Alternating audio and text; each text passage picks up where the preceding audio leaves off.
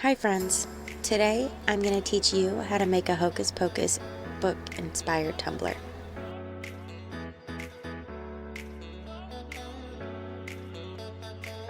First you'll need Mod Podge, a paintbrush, a tumbler, and some paper towels.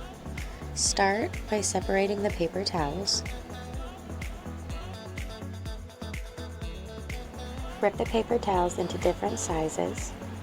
Add Mod Podge to your tumbler.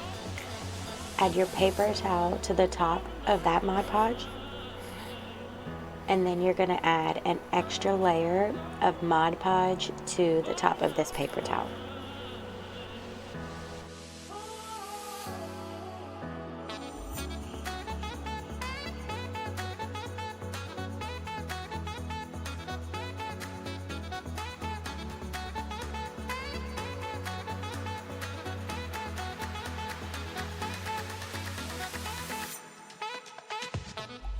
Continue covering the whole tumbler in paper towels and Mod Podge until it is completely covered.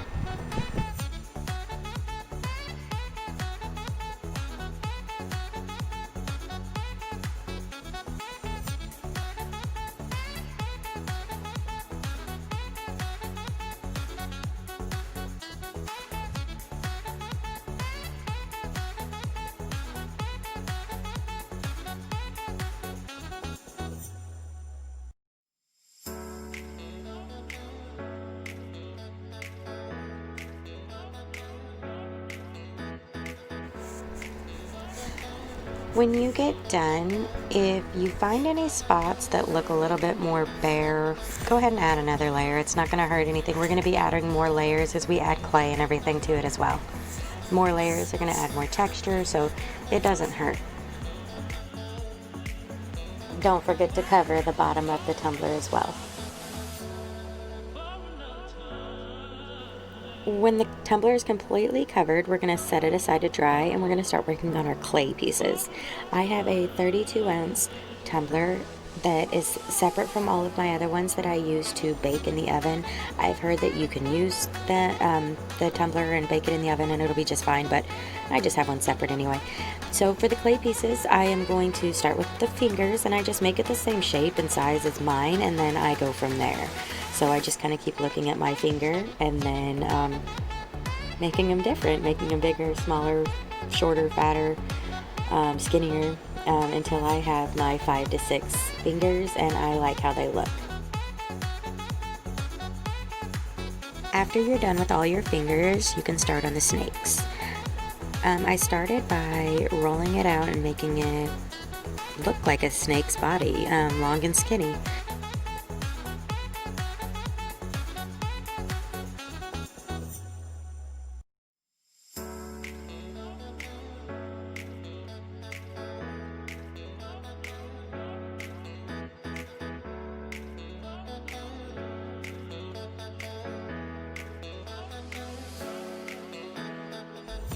Take your time when you're making them and don't rush. You're going to need 2 snakes for your tumbler. This is the part where I started twisting it the way that I wanted, that I had envisioned in my head. It just took me a little bit to figure it out, but I got it.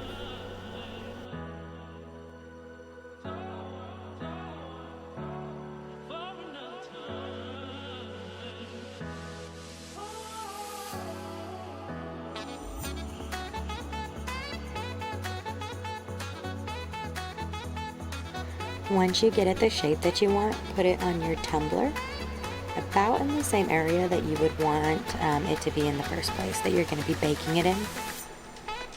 After you get it positioned how you want it, next we're going to work on the head of the snake. We're going to take some extra clay and we're going to kind of roll it into a ball, and then I'm just going to form the shape that I want of the head. I just patted it down, and then I'm going to take it, cut it in half for the other head of the snake. And then it actually helps make it a little bit more flat, so that works out.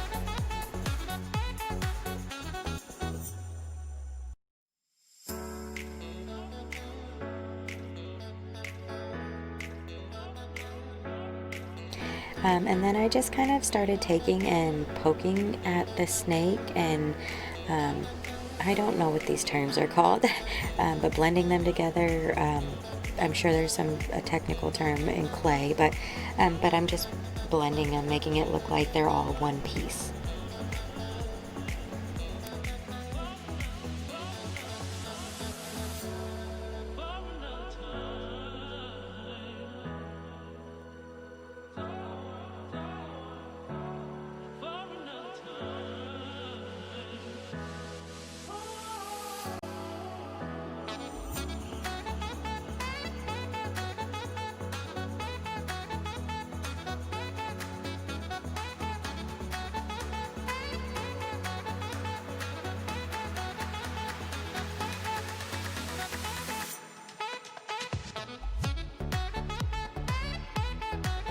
Next, I'm going to put the eyes on the snake. I just took some clay, small pieces, rolled it into a ball, divided it in half, kind of like I did with the head, and then that's what I'm using for the eyes.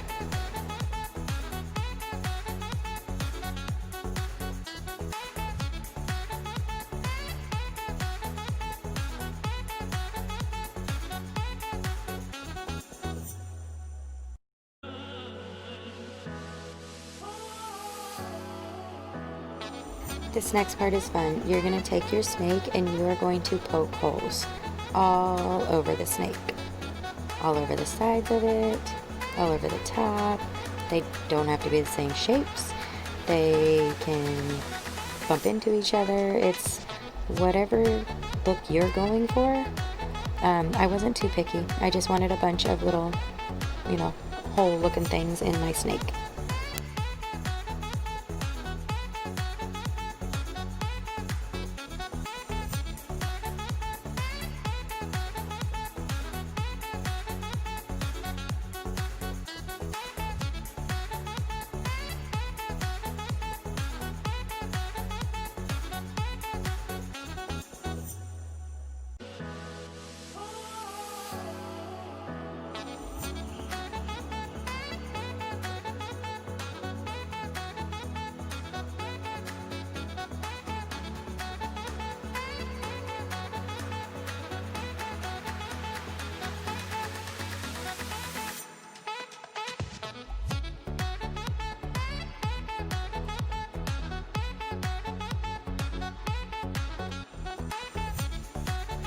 Once I got done with the snake, I went back and started kind of making my fingers look more like fingers, adding little grooves and marks and lines and nails and whatever I could do to add just a little bit more character to the cup.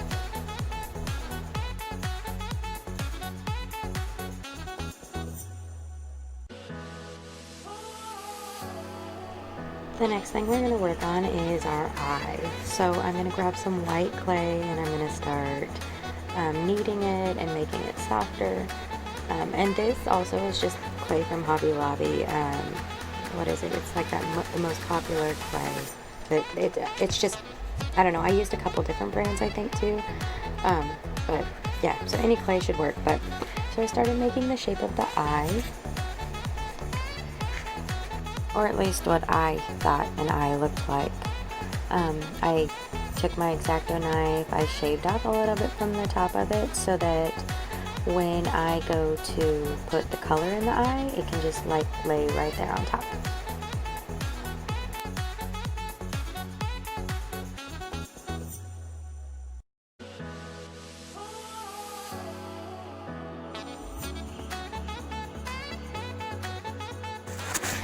I'm not sure how this happened, but at some point my snake is missing an eye, so I went ahead and just popped that back on there for him and continued my work.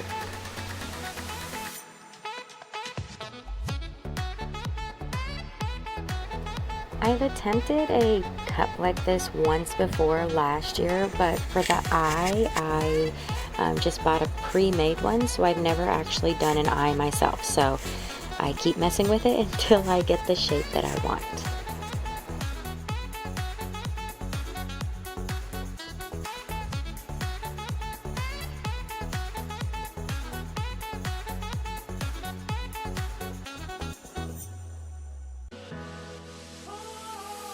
Here I'm just flattening it down again because I'm realizing at this point how thick and heavy this cup is going to be. Not that shaving a little bit off is going to matter too much, but anyway. So I grabbed green clay, and that's what I'm going to use to make the eye color. I pat it down and try to get it into the circle-ish shape that I'm looking for. I started pulling the clay out towards the outer part of the eye because I really liked how it didn't give it such a circle look. It's going to give it, I don't know, if you look at eyes, I always think eyes look like they have flowers. So that's kind of what I was going for, to make this kind of a flower petal look on the outer edges, not just a circle shape of the typical eye.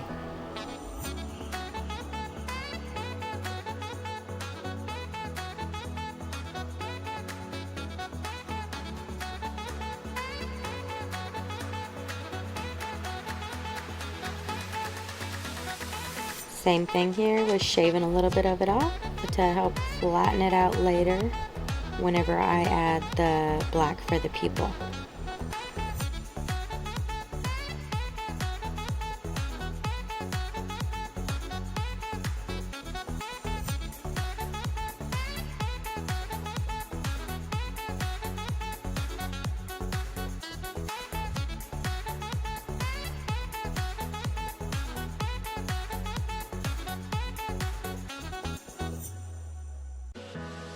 With projects like this, try to take your time and don't rush just because you think that it should be going faster than it is. Sometimes whenever you do rush through things, you end up messing up more. So just take your time. Remember, your project is not going to turn out like mine, and it shouldn't. Everybody's artwork is going to turn out different because we're different people, and it should be that exact way. So don't be disappointed if it doesn't turn out exactly like you envisioned it the first time. Just keep trying. When pre-planning, I did not leave enough room for my latch, so I had to take a couple things off and reposition them.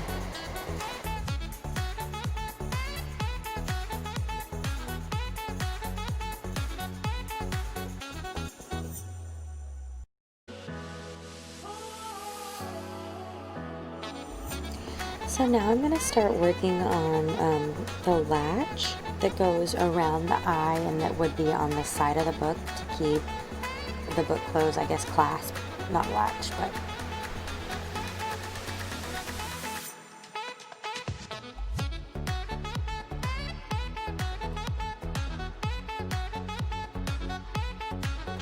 I'm just going to roll it out into a long skinny shape again, kind of like the snakes, and then just figure out what shape I want and wing it.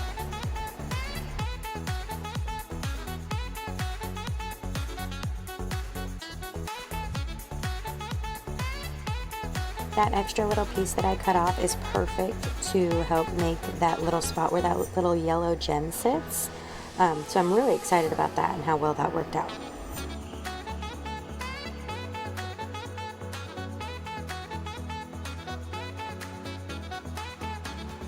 Here I'm just gonna blend the clay together, score it together. I don't know what it's called, guys.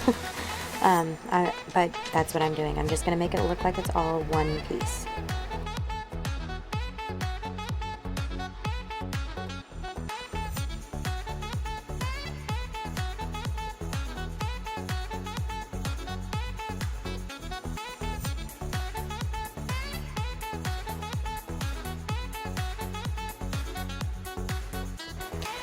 Next, we're going to start poking the holes all around this.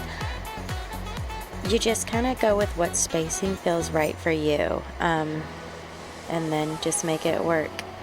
If you mess it up, I'm sure that you could just kind of like cover up the hole and poke again. So this you can't really mess up too much either. I guess the more uneven it looks, the better. So if the holes aren't perfectly spaced apart, it's actually going to add more character. So.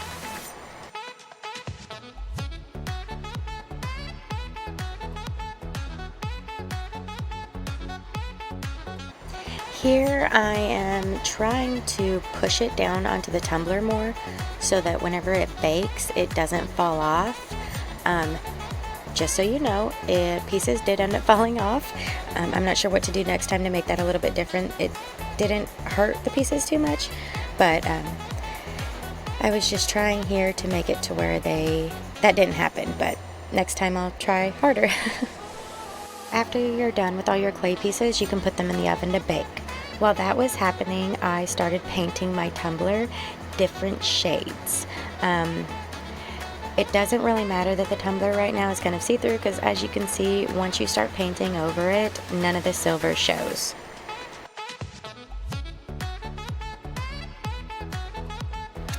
Don't forget to do the bottom.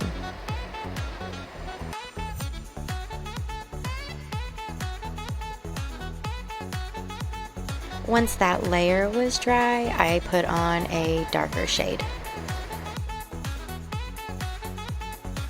I didn't cover the whole cup in the second layer of paint, just in certain areas to give it a different look. So this is part one of the two-part video on showing you how to make a Hocus Pocus tumbler and book inspired cup. If you liked this video, give it a thumbs up and stay tuned for part two coming soon. Thank you.